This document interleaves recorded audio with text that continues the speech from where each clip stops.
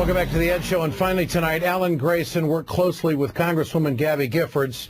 He also knows what the security threat is like for a member of Congress. He received multiple death threats during his time in office. The former congressman from Florida joins us tonight.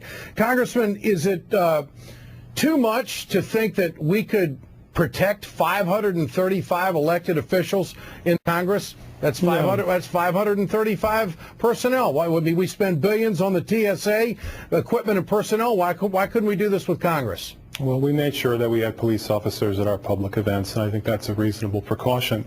But there's been a steady wave of attacks and threats of attacks against Democratic members of Congress for 2 years now.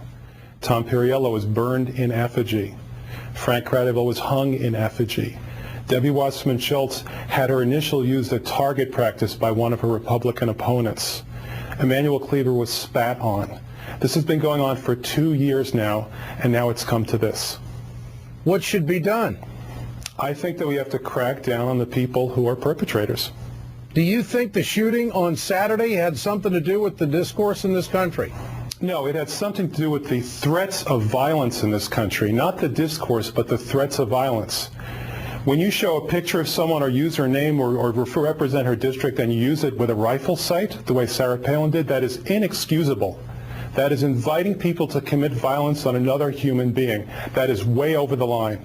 You think Sarah Palin was way over the line? She knew it because she took down that thing from her website as soon as this happened. She knew she was over the line.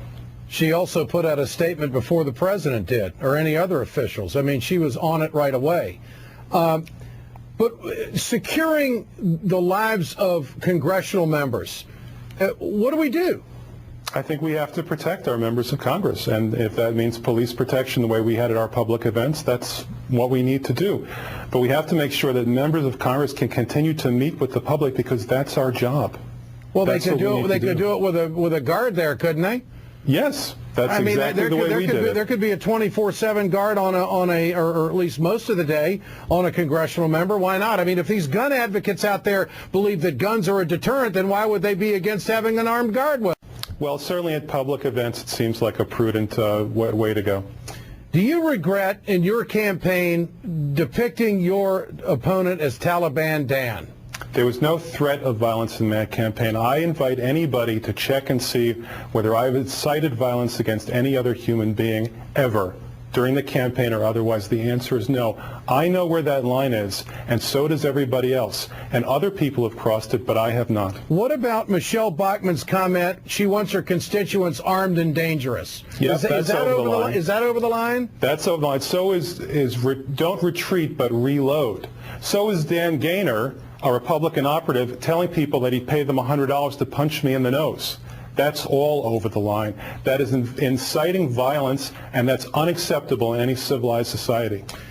Congressman, good to have you with us tonight. Thanks for your insight on this. Thank you, too. Alan Grayson from Florida here on the Ed Show.